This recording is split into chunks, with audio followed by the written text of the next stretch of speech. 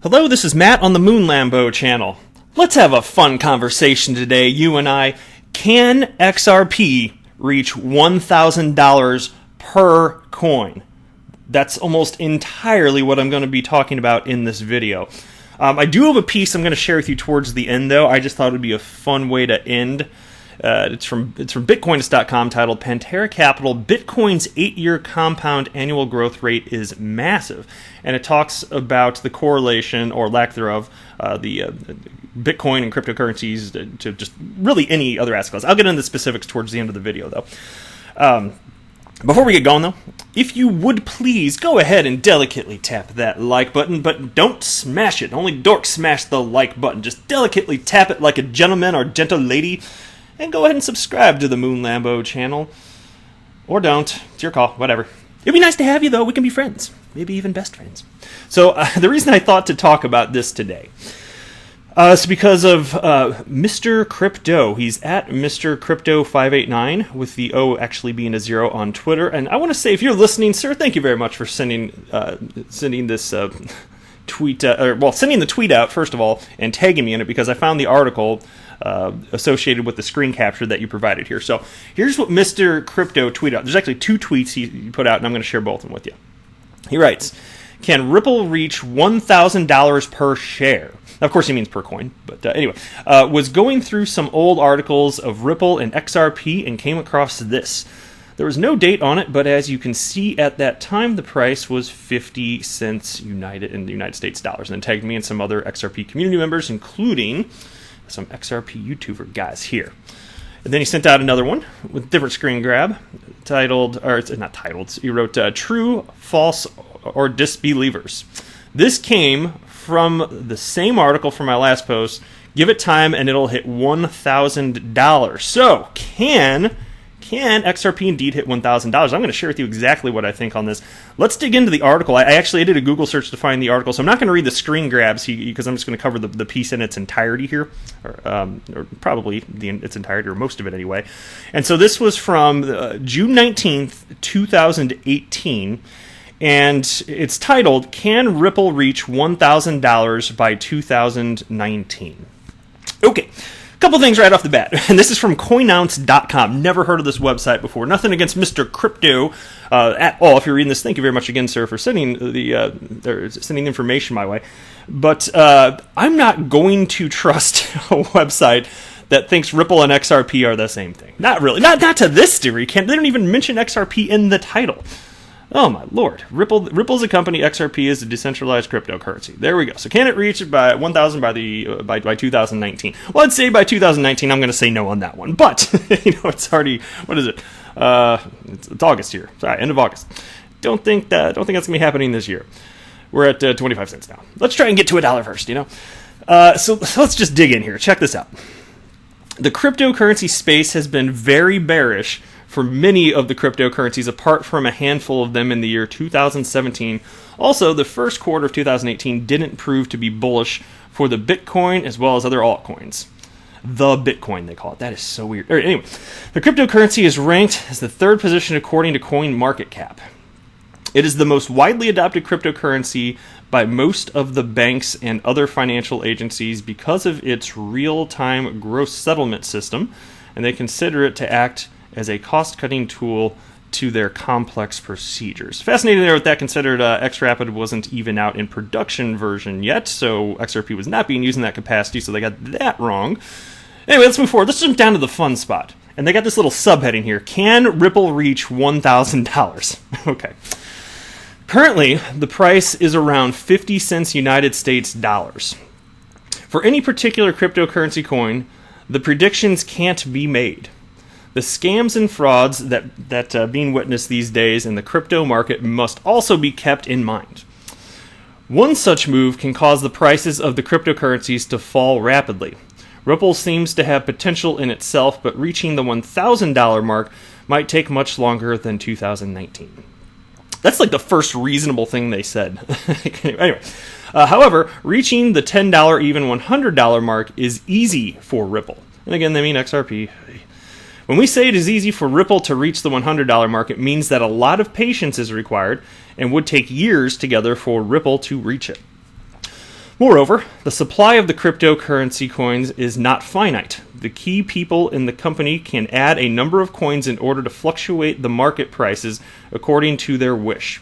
With this power in hands of the owners, they can fluctuate the market prices up to $10 or even $100, but reaching $1,000 is nearly impossible. So this is flat out inaccurate. There are a finite number of coins. In fact, XRP is a deflationary asset.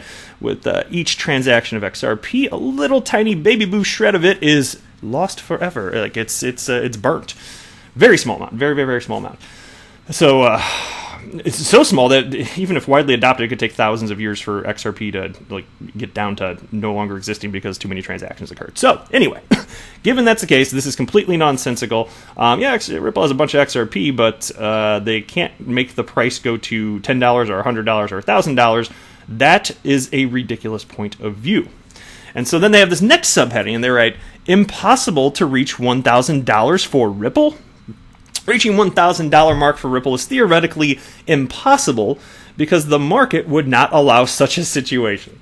Assuming that the market price has reached $1,000, over 100 billion coins available would constitute for a total market cap for $100 trillion. The combined market capitalization of three of the world's largest stock exchanges, New York Stock Exchange, NASDAQ, and Japan Exchange Group, is around $30 trillion, 3.3 times this market capitalization of just a single cryptocurrency is obviously not possible. It is just the fantasies of Disneyland. Okay, so let me tear this apart here right now.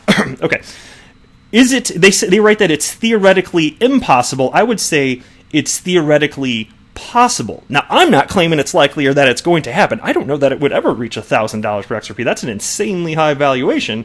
If you think it is out there, if you out there think that could happen, well, I'll say I'm just not going to rule that because I don't know what's going to happen. Now, why? Why would I say that?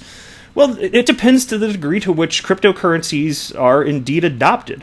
You can look. So, what if Ripple finds success and XRP is adopted as a bridge currency for cross-border payments, solving a multi-trillion-dollar problem? Okay. What if institutional money really does come in, and everybody wants to have some exposure the world over? It's not just that you're going to have exposure to asset classes, traditional asset classes like real estate or stocks, or whatever it is. What if entities want to, institutional investors and additional retail speculators the world over realize, hey, this just needs to be part of a portfolio because crypto asset class is here to stay. Well, that could result in some coins having multi-trillion-dollar market caps right there. I certainly believe that. This is such early days. You've got a crypto market cap of 250 billion today, something like that, right? And then consider this. What if, I'm not saying this is going to happen, but that's why I say theoretically possible, not theoretically impossible. What if this happened? What if XRP were actually one day used as money? What if the use case that Satoshi Nakamoto envisioned for Bitcoin, it happened, but not with Bitcoin? What if it happened with XRP? What if? I'm just saying, I'm not saying it's going to happen. If you want me to just speculate about things that could make that happen, well, what if the world over, and then what if we really get away from traditional fiat currencies? And I'm not even saying that's going to, in fact, I don't think fiat currencies are going away. So I'm not saying this is what's going to happen. I am not saying this is what I believe. But if you want to speculate on what types of things would have to occur for this to happen, well, I can speculate on stuff like that. It's kind of fun to think through it just as a mental exercise. So what if the world over was a huge chunk of it was, using XRP's actual money? You can imagine what that would do for the price of XRP relative to other currencies utilized around the world. So impossible? I'm not going to say it's impossible. I'm not going to say it's likely. I just, and it's certainly, even if it ever did, what if that's decades away? I mean, maybe. But here's the reason that I don't like the argument of market cap. And so I want to kind of break this down. And I have a perfect example for you that I want to use to illustrate the absurdity of citing market cap as the reason that XRP can't hit a specific price, which is what they did here. They said, "Oh my God, if it hits 1,000, you're talking about a $100 trillion market cap," which is correct. That's what it would be. I mean, technically, it would be less because some XRP is burnt, so there is less than 100 billion XRP on the planet. So let's do this. How many of you? Oh, this is going to be a beautiful segue into this. How many of you know what a Floby is? For those of you that don't know what a Flowbee is, Flowbee, it's a vacuum that cuts hair. I kid you not, this is a real product. You can buy it right now on Amazon for $139.95. You can buy a vacuum that cuts hair. It's hilarious. This is a real thing. I'm sure some of you out there know. And you might be like, is Moon Lambo off his rocker? Why is he talking about Flowbee right now? I clicked on a video. I clicked on a video about $1,000 XRP, and now it's turning into a Flowbee infomercial. That's right. It was clickbait. This is all to sell Flowbees. That's it. No, I'm kidding. That's not why. Check this out. I want to talk to you about market cap. So let me use a really simple example. All right. So let's say that the Flowbee manufacturing company approached me, and they said, "Hey, we manufactured 5 Flowbees, and then we promptly stopped because this is a stupid product and nobody should have it, but we made these 5. Moon Lambo, would you like to buy them?" And I'm like, yeah, I'd love to basically light my money on fire. I'll buy all 5 of them for $1 each. That's 5 Flowbees, $1 each, which means I spend $5. So within the Flowbee ecosystem, the market cap for Flowbees in this situation is $5. It's $1, which is the going rate for each one, times the total quantity out there, which is 5. $5 market cap for Flowbees. All right? Now, let's say that a complete jackass comes along and is like, "Man, I would love to cut my hair with a vacuum cleaner. How can I do that, Moon Lambo?" And I say, "Oh, don't worry, I can solve your woes. I've got 5 Flowbees. It's a vacuum that cuts your hair. It's for idiots." And then some guy's like, "Yeah, I wanna go ahead and buy all your Flowbees." And I'm like, "Well, I'll sell 1 Flowbee to you, but I think that there's going to be idiots bigger than you, so I'm only going to sell you 1 for now because I think they might increase in value. But I'd like to get some money back. I'll sell you 1 Flowbee, Mr. Idiot, for $100." And the guy's like, "Yeah, I'm so stupid. Just take my money, take my $100. I've got a Flowbee now. I'm going to go cut it and look all messed up on the head." And so the guy goes home and he messes up his haircut. By the way, there's a picture down here. I'm going to scroll down. There's some real disasters. I was looking through. Oh, yeah, look at this guy where I'm circling. If you're not driving, you should check this out, man. Flowbee will mess your world up. Don't use a Flowbee. Jeez, I can't believe this is a real product. I can't believe this is a real Moon Lambo video, actually, now that I think about it. So anyway, let's say, this guy, again, he spent $100 with Moon Lambo. I gave him one of the 5 Flowbees. So there's a new market cap now. It's the last sale price for a Flowbee, which is now $100. How many Flowbees are in the market? Well, there's a total of 5, which means the market cap is now $500. Before that last sale, think about it. Before the last sale, what was the market cap? It was $5. One sale happened. It's the last price, because now that's the market rate, right? The market rate is $100 for a Flowbee. That just happened. So the market cap went from $5 to $500. $5 to $500, yeah. Now, did $500 new dollars enter the Flowbee ecosystem? No. I spent $5, and the idiot who wants to cut his hair with a vacuum cleaner spent $100. Together, that's $105 that entered the space. That's it. And we have a market cap of $500. So here's my point. The net inflow of cash necessary to get you to $1 trillion or multi-trillion-dollar market cap is nowhere near trillions of dollars. It's substantially less than that, especially when you're talking about the frenzy associated with cryptocurrencies and the FOMO and people jumping into the space and paying substantially more than the last person. And that's what you keep seeing. That's why you see these huge parabolic run-ups and people paying way more than the person before them. And then you see huge corrections, sometimes 80, 90%. That's happened 4 or 5 times over the last decade. We just had one in 2017, leading into 2018, right? And it's probably not the last one. And then you keep getting higher support levels as time passes, even with 80 to 90% corrections. And you're going to see it happen again. And it's not that much money. So if you're seeing a $250 billion market cap for crypto asset class, nowhere near that much money was put into the space. And the same is true for stocks and all that good stuff too. I think it's, especially with this nascent asset class, especially true for crypto because of the frenzy associated with it and how quickly prices can ramp up. So if you're going to use the argument that because market cap, that's the reason that it can't hit 1,000, I'm just trying to point out that's a bogus argument. That really is a completely bogus argument. The market capitalization is just the market rate for cryptocurrency times the supply. That's it. It doesn't mean anything. And it doesn't mean that much money is going into it. And that's why people get the hang up. They're like, come on, somebody's going to put $100 trillion into XRP. No, nobody's going to put $100 trillion into XRP. Idiot stick, that's not how this works. Nobody's going to do that. No one, I'm not claiming that. If somebody's claiming that, then they just have a misunderstanding of how this all works. So to me, it's all completely silly. So can it hit 1,000? Look, if you've got, if you look at circulating supply, so let's do that real quick here. And this is not how you should calculate this. I'd have to have a whole different video on this topic, but I don't like the way they're calculating market cap. I know some of you disagree with me, and I've been saying it for a while. I really do need to make a video on this, but they're taking the market rate times circulating supply and saying that's the market cap. Market cap has never been that in traditional markets. It's really just the total supply times the market rate. So it would be substantially higher than what they're citing here, which is the reason that XRP isn't actually the third largest in terms of market cap. Of course, it's above Ethereum. It is. And in fact, although Live Coin Watch and CoinMarketCap don't count it that way, you've got Forbes and Yahoo, both of them, being the adults that they are, actually do calculate XRP properly, and it is above Ethereum on their websites. These, whoever created this website in their mom's basement, they didn't know what they were talking about. Seriously, I'm sorry, that was mean. I take it back. That was mean. All right, I'm sure they're very smart people behind this, and they're good people. But anyway, so if you take a look at the circulating supply, which is the way everybody wants to calculate this, you'd be talking about. So you take what the market rate. Let's say XRP reached $100. So it'd be 100 times we'll say the circulating supply, which is incorrect, but it's circulating supply, and then you have a market cap of 4.2 trillion. Well, consider that gold on its own. What is the market cap for gold? Like 7 or 8 trillion? Just that's like individual assets. It's possible for humans to value them to this degree, and it also has to do ultimately. Since I think utility matters, it depends on to what degree XRP is actually genuinely adopted. It heavily depends on that, really. Long term, it will anyway. And so, can XRP hit 10? And none of this is financial advice, by the way. Can XRP hit 10? Yes. Can it hit 100? Yes. Can it hit 1,000? Yes.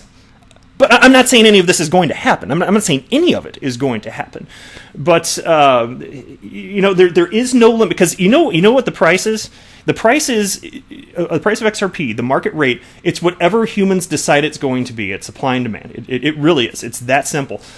And so if humans want to value it at that, there's nothing from a technical perspective stopping them. Literally nothing is stopping somebody from deciding that XRP is worth $1,000.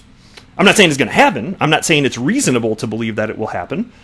I'm just saying there's literally technically nothing that makes that impossible, is what I'm trying to say. Again, not to say it's likely.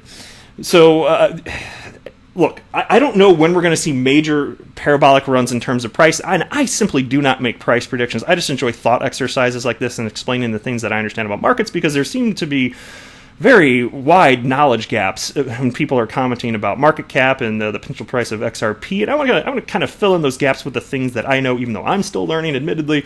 I want to share what I know, because I research, I spend embarrassingly high amounts of time on this stuff, like hours per day. So anyway, it's to me, it's just a matter of time. The market's going to figure this stuff out. So we'll leave it at that. Next piece here. This is from Bitcoinist.com, Pantera Capital. Bitcoin's 8-year compound annual growth rate is massive.